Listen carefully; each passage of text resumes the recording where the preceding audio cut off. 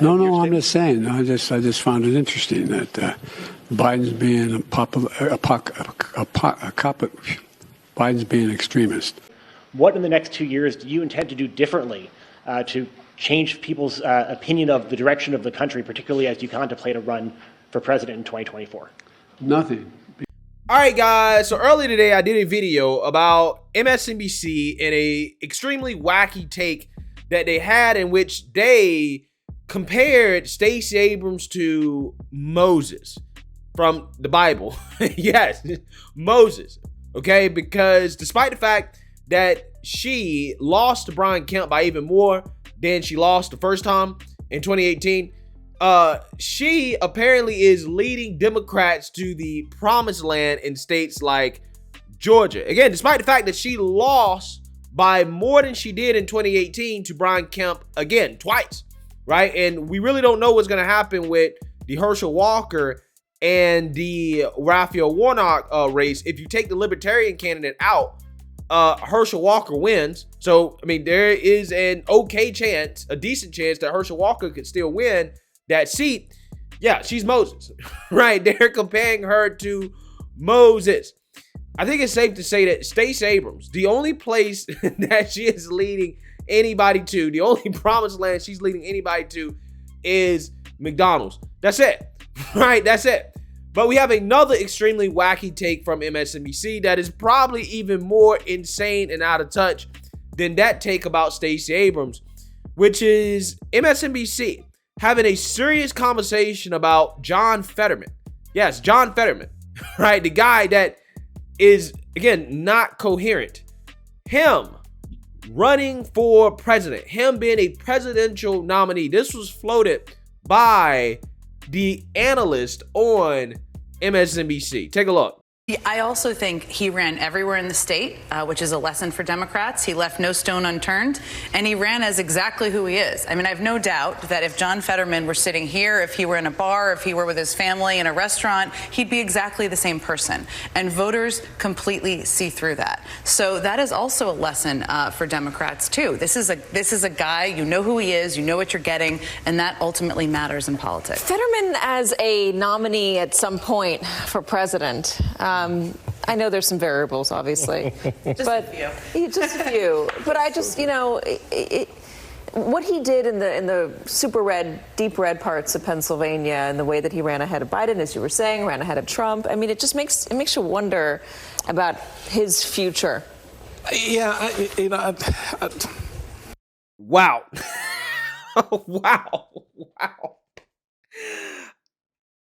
I honestly don't know what to say. I thought that MSNBC was deranged before the election, but they continue to get even more deranged even after the election. I mean, again, they compared Stacey Abrams to Moses, and now they are talking about John Fetterman as a serious presidential nominee. That conversation should have been immediately shut down by Michael Steele. No, not going to happen. This is why I'm a lot more optimistic than other people, okay, about the red puddle or red, whatever you want to call it, that happened.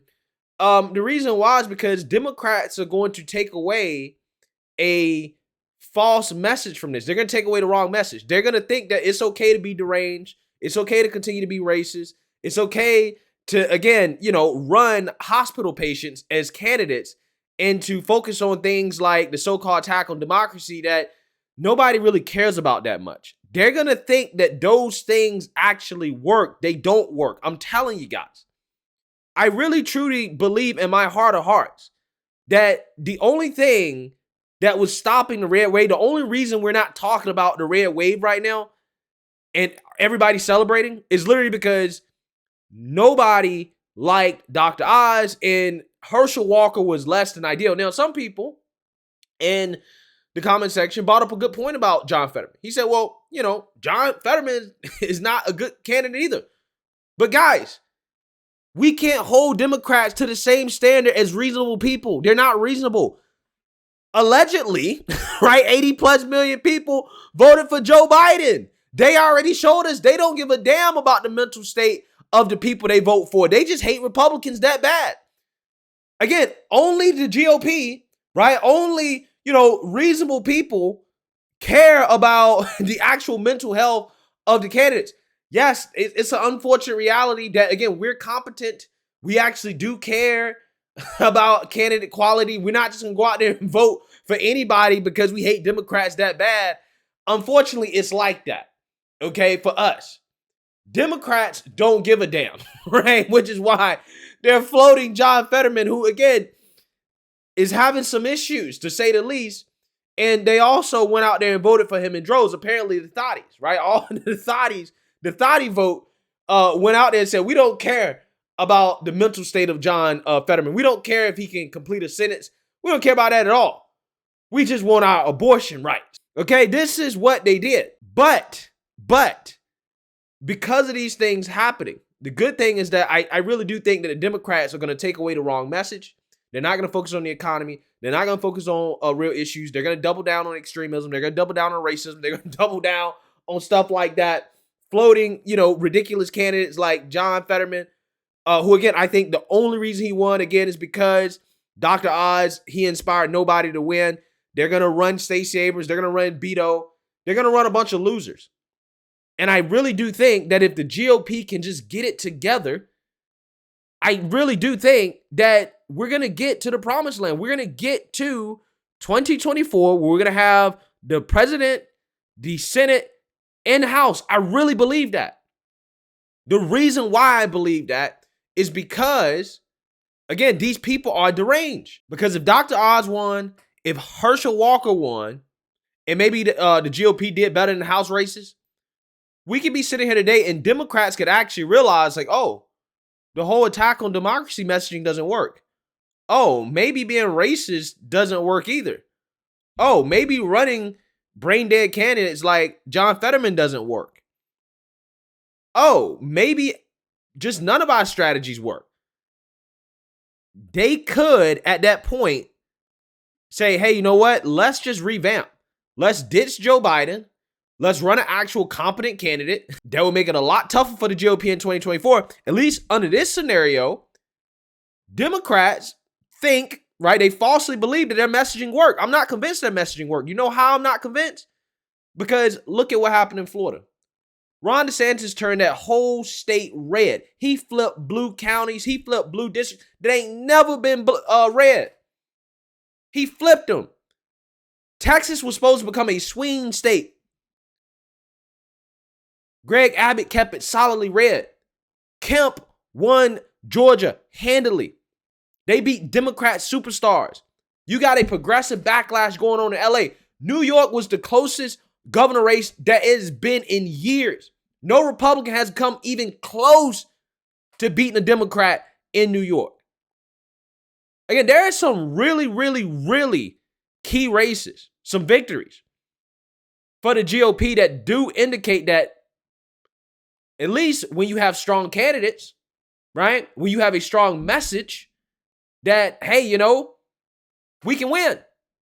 And we can really flip some blue areas, right? We can do it.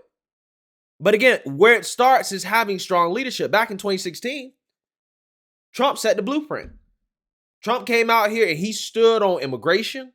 He stood for bringing jobs back to this country. He stood for middle America. He stood for draining the swamp, getting rid of the corruption. He stood for a message that really resonated with people and got people out there voting in droves. I don't know what the hell Dr. Oz stood for, right? I don't know what he stood for. Herschel Walker had all types of scandals and other stuff going on. And we know at the national level, at least with the current leadership, they don't have any messaging. Does anybody know anything about the commitment to America? The plan from Kevin McCarthy, the House Speaker? I don't think anybody knows anything about it. Why is that? Well, because they don't really talk about it, right? They don't talk about it. They put it out there and they say, hey, this is our commitment to America. But you don't hear any candidates coming out here and really driving that home. It's like, this is our agenda. This is what we're doing. There is no build a wall. There is no drain the swamp. There's none of that. Not coming from these guys, Mitch McConnell and Kevin McCarthy, not coming from them. Now, down in Florida, Ron DeSantis, he has a clear message, right? Florida is where woke comes to die. That's pretty catchy. I think everybody understands what Ron DeSantis is saying when he says that, okay? But I don't think anybody understands what Kevin McCarthy is talking about when he talks about the commitment to America. Nobody understands. He's not charismatic. Nobody knows who the hell he is. He's irrelevant, and he should be removed. Part of the reason why the GOP is getting so beat in the House is because of him. Under his leadership, he needs to take some responsibility. Can't forget about Mitch McConnell. We got Josh Hawley and other people coming out and saying, hey, maybe we need new leadership. Trump has called for new leadership in the Senate. I agree.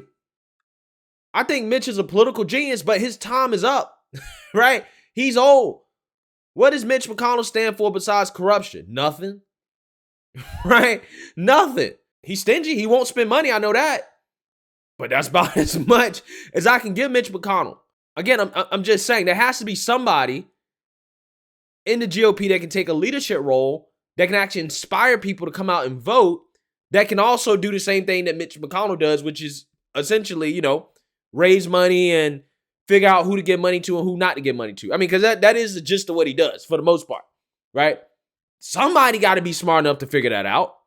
Because again, between Kevin McCarthy and Mitch McConnell, I am completely uninspired. Democrats, they bring out Obama. They're not ashamed to roll out Joe Biden. Okay, they rolling out everybody to go and campaign for their candidates. I'm not sure if I've seen Mitch McConnell campaigning for anybody. Or Kevin McCarthy. Maybe he has. Trump's been working hard. I feel like I've seen Ron DeSantis in some other states when he was leading so bad in Florida. He was like, I'm going to go campaign in other states. But again, I can't recall seeing Mitch McConnell and Kevin McCarthy. These guys are inspiring nobody. They're inspiring nobody. At least with the Democrats, they're trying to inspire people. Even though I think that it's corny and it doesn't work, at least they're trying. It inspired the thoughts, right? They did inspire the thoughts to come out and vote. And they voted in droves, to my surprise, right? They surprised me. Apparently the thought vote is a major demographic that we got to talk about. We got to deal with that. But I'm just saying, GOP needs new leadership. Democrats are falsely believing, because the red wave didn't happen the way some people wanted it to happen, they're falsely believing their messaging works and that, hey, we continue with this, we can win in 2024. I don't believe that to be the case, as long as there is competent GOP leadership. So we'll see what happens. But let me know what you guys think. Make sure you like, comment, and subscribe. Most importantly, share a Black conservative perspective. Peace.